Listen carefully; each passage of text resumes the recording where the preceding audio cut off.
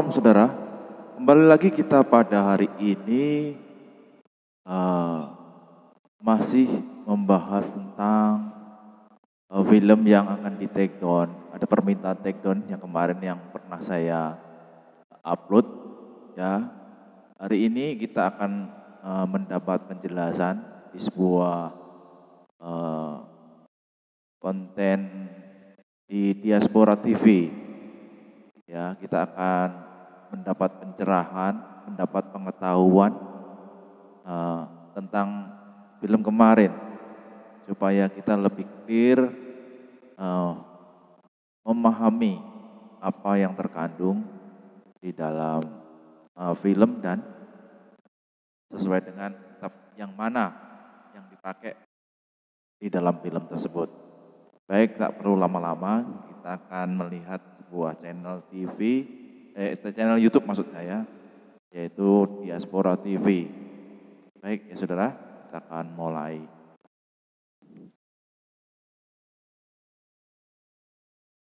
Hari ini temanya adalah Abraham ya dalam Alkitab dan kisah Ibrahim dalam Al-Quran. Saya bawakan tema ini karena sebulan ini full saya dapat pertanyaan dan WA juga pesan-pesan lah ya.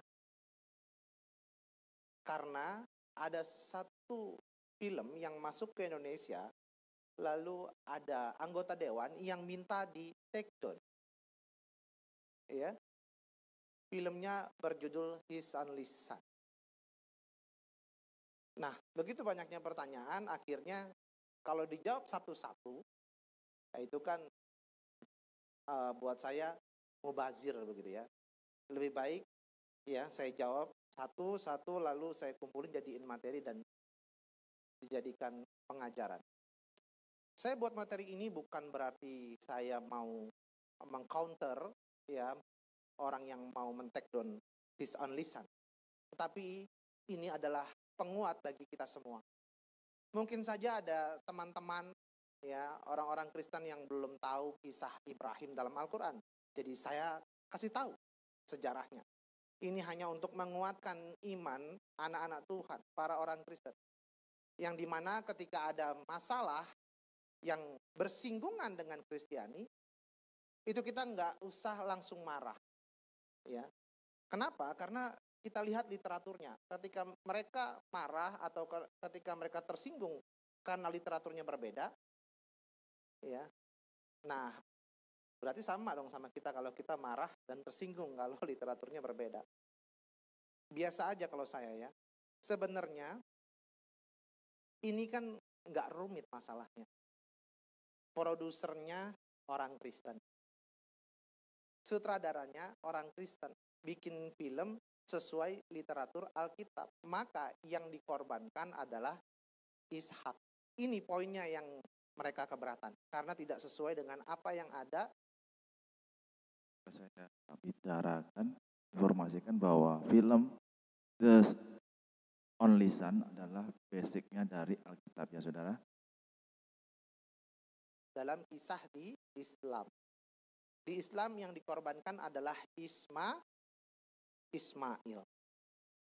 Kenapa langsung direaction untuk di take down? Ini kan terlalu berlebihan.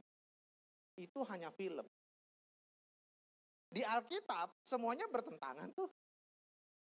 Ya, sama ya pengajaran mereka. Kenapa nggak sekalian aja ya disuruh Alkitab ya di take down, nggak boleh ada. Alkitab beredar di Indonesia karena kita agama yang diakui. Berarti kalau filmnya menurut Alkitab ya nggak perlu di take down. Ya. Harusnya gampang ya, mereka tinggal buat aja film yang sama, tapi versi Islam, versi Muslim yang dikorbankan adalah Ismail. Masih ingat nggak film The Passion of Christ? Ya, itu sungguh fenomenal. Mereka tersinggung. Kenapa? Karena tidak sesuai dengan ajaran Islam. Karena Yesus yang disebut mereka adalah Isa Al-Masih tidak mati di salib. Tetapi tanggapan Muslim pada saat itu elegan. Ya. Untuk menampung kegelisahan umat Islam terhadap film yang fenomenal itu, mereka membuat film yang berjudul The Messiah. Yang berkisah tentang Yesus Kristus dalam versi Islam, juga dalam versi Injil Barnabas. Itu keluar tahun 2007. Nah itu tanggapannya elegan gitu ya. Jadi karya dibalas dengan karya. Biarkan penonton yang memilah atau memilih. Jujur aja ya, kalau tanggapannya takut mengganggu iman dari orang-orang Muslim. Jujur aja nih, kalau saya masih Muslim, segede apapun itu film, saya nggak bakal masuk ke bioskop. Saya akan cari film lain. Ya. Tapi kenapa harus take down? Betul sekali. Jadi sekali lagi, sekali. kalau mau berkomentar atau menanggapi, balaslah dengan karya. Hari ini kita akan buka dan saya akan bahas Abraham menurut Alkitab, juga Ibrahim menurut Al-Quran secara singkat, jelas, dan padat. Kiranya teman-teman mengerti.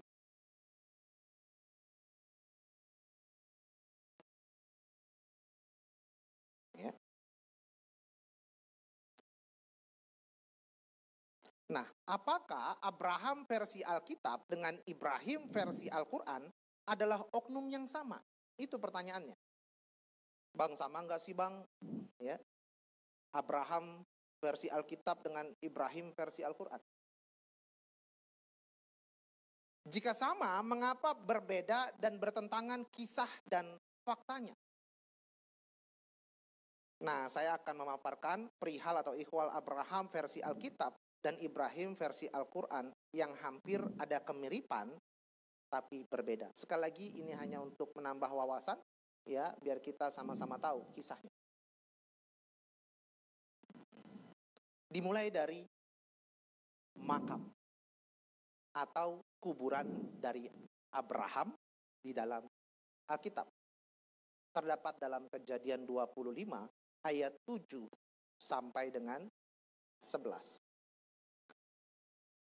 Abraham mencapai umur 175 tahun. Lalu ia meninggal. Ia mati pada waktu telah putih rambutnya, tua dan suntuk umur. Maka ia dikumpulkan kepada kaum leluhurnya. Dan anak-anaknya, Ishak dan Ismail, menguburkan dia dalam gua Makpela di padang Efron bin Zohar, orang Het itu. Padang yang letaknya di sebelah timur Memre, yang telah dibeli Abraham dari Bani Het. Di sanalah terkubur Abraham dan Sarah istrinya. Setelah Abraham mati, Allah memberkati Ishak anaknya itu. Dan Ishak diam dekat sumur Lahai. Jadi di sini tertulis Abraham mati, dikuburkan di mana? Di gua Makpela. Ya. Yang menguburkan siapa? Anaknya. Ishak dan berarti Ismail juga anaknya ya. Jadi saya berpikir kalau literatur mereka mengatakan Ismail, ya kita nggak perlu marah. Saling menghargai. Kita di Indonesia ada yang namanya moderasi beragama. Jadi saling menghargai. Tidak usah langsung bilang take down. Ya. Saling menghargai aja. Itu dalam Alkitab. Kita lihat. Ibrahim di dalam Al-Quran kita akan cari tahu. Apakah ada kisah kematiannya ataupun makamnya. Di dalam Al-Baqarah ayat 125. Dan ingatlah ketika kami menjadikan rumah itu Baitullah, tempat berkumpul bagi manusia dan tempat yang aman. Dan jadikanlah sebagian makom Ibrahim tempat salat. Dan telah kami perintahkan kepada Ibrahim dan Ismail bersihkanlah rumahku untuk orang-orang yang tawaf, yang iktikaf, yang ruku, dan yang sujud. Jika kita lihat di dalam Quran surat Al-Imran ayat 97, di situ tertulis padanya terdapat tanda-tanda yang nyata, di antaranya makom Ibrahim. Saudaraku terkasih, makom Ibrahim. Apakah ini kuburannya atau makamnya begitu ya? Tapi kebanyakan orang mengatakan sebagian orang mengatakan bahwa makom tersebut adalah pijakan kaki Ibrahim. Pertanyaannya begini. Kapan Ibrahim datang ke Mekah? Dan di mana kuburan Ibrahim sekarang? Saya nggak mau jawab. Yang jawab saudara-saudara sekalian. Silahkan di-searching. Saya yang kasih materi. Saya yang kasih pertanyaan. Saudara yang menjawab. Jadi kalau misalkan itu makam, maka apakah itu kuburannya? Bukan, itu bukan makam, pijakan. Oke, kalau itu benar pijakan, kapan Ibrahim datang ke Mekah? Udah itu aja. Saya nggak mau jawab. Saudara yang jawab. Yang di rumah, ya kan, pasti nonton gitu ya, streaming ibadah ini, nah langsung searching aja, terserah, cari aja. Saya nggak mau jawab. Bang, jawab dong bang, jawab. Ya, oke deh, saya mau jawab. Tapi jawaban saya versi Alkitab. Karena saya sebagai orang Kristen meyakini literatur di dalam Alkitab. Bahkan saya akan buka dalam Taurat. Mari kita lihat catatan sejarah di dalam kitab Taurat. Ya.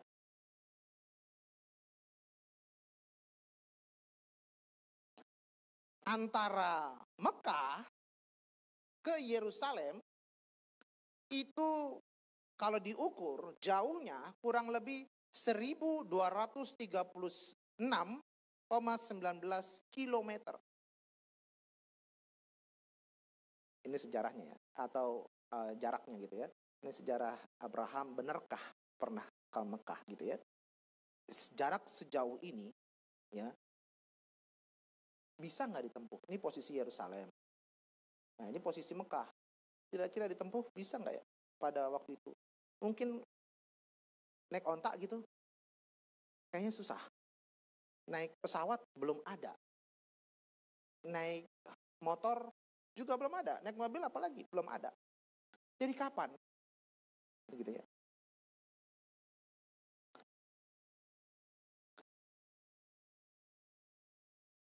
Jadi saya berpikir saya menjawab harus dengan literatur Alkitab. Nanti akan ketahuan.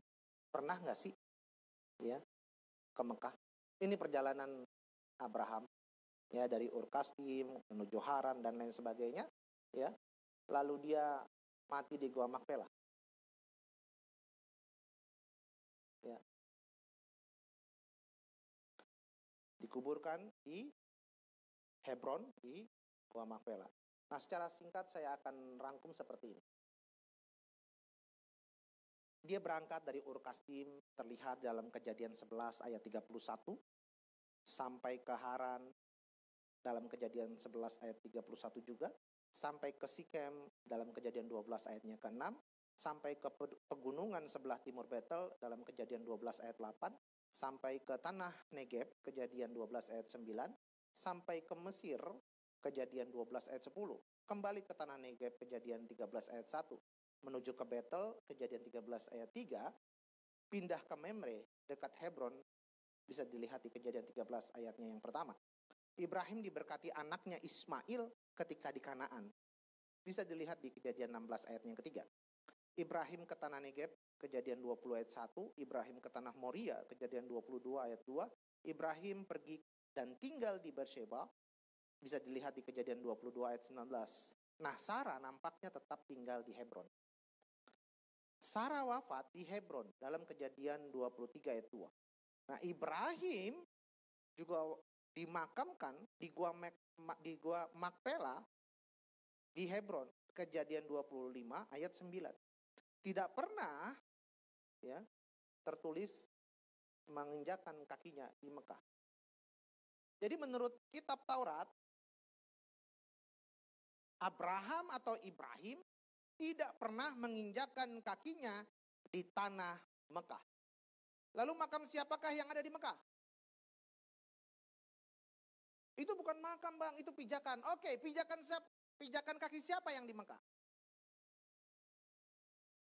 Saya sedang tidak menekan pihak tertentu, tapi saya bertanya. Ya, saya bertanya. Yang tahu jawabannya silahkan komen ya di kolom komentar. Oke, itu masalah kematian dan kuburan Abraham.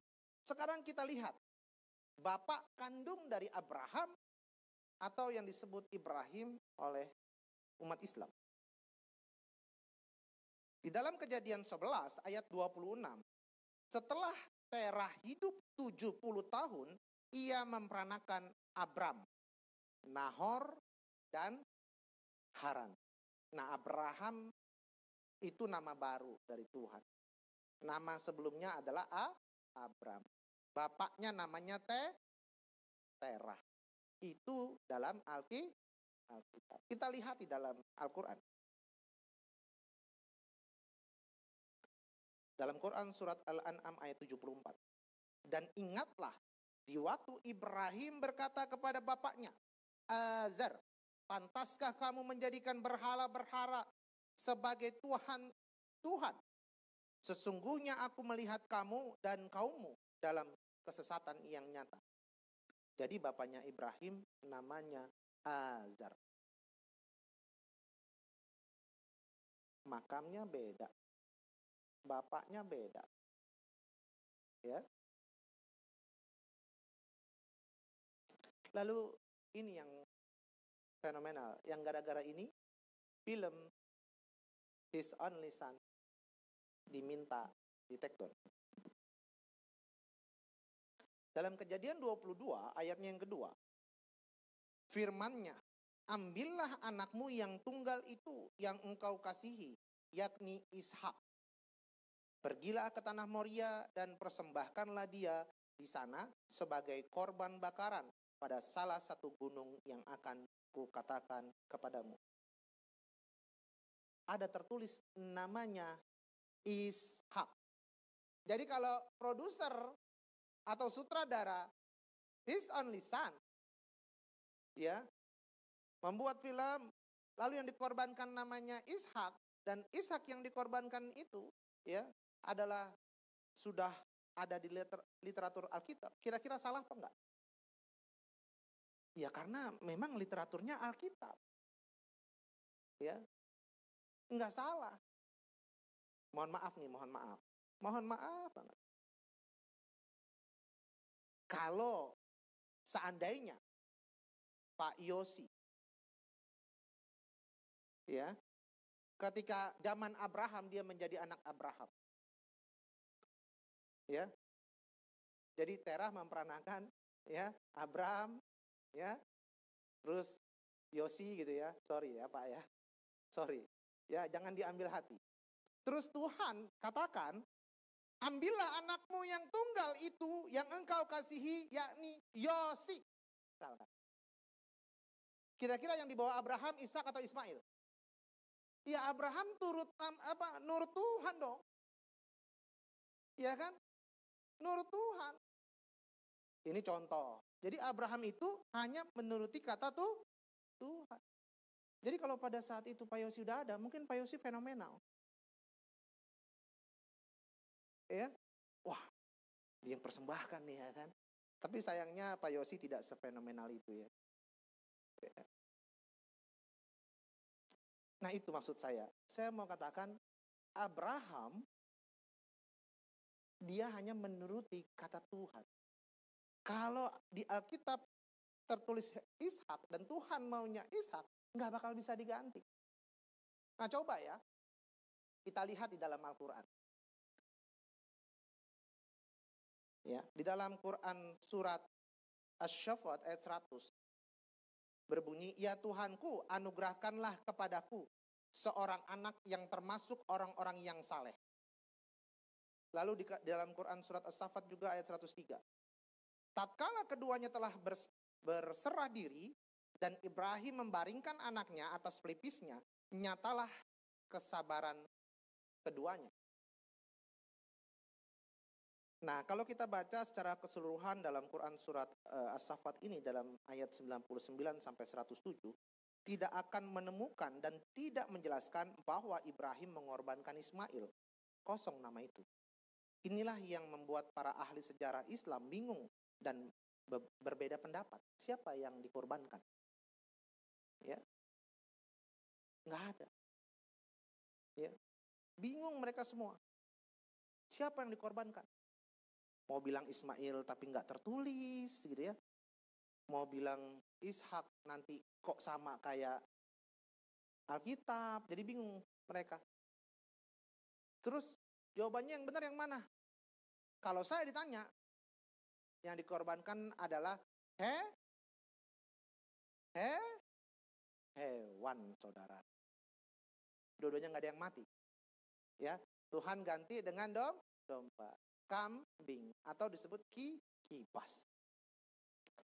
Sekarang gini, coba ya, umat Islam percaya kepada Taurat, Zabur, Injil. Lalu digenapi dengan Al-Quran. Ini dogma Islam ya. Taurat mengisahkan baik makamnya, baik ayahnya, baik yang dikorbankan dan lain sebagainya. Kok bisa-bisanya ya berubah di kitab yang ini gitu ya. Kenapa? Kan di dalam rukun iman yang ketiga ya, mengimani kitab-kitab Allah atau percaya kepada kitab-kitab Allah, yaitu Taurat, Zabur, dan Injil. Seharusnya kalau percaya itu nggak mungkin berubah. Kisahnya itu terus sama. Ya, walaupun penulisnya berbeda. Tapi mengapa kok bisa berbeda kisahnya? Nah, saudara yang menyimpulkan. Lalu kisah Abraham atau Ibrahim dibakar.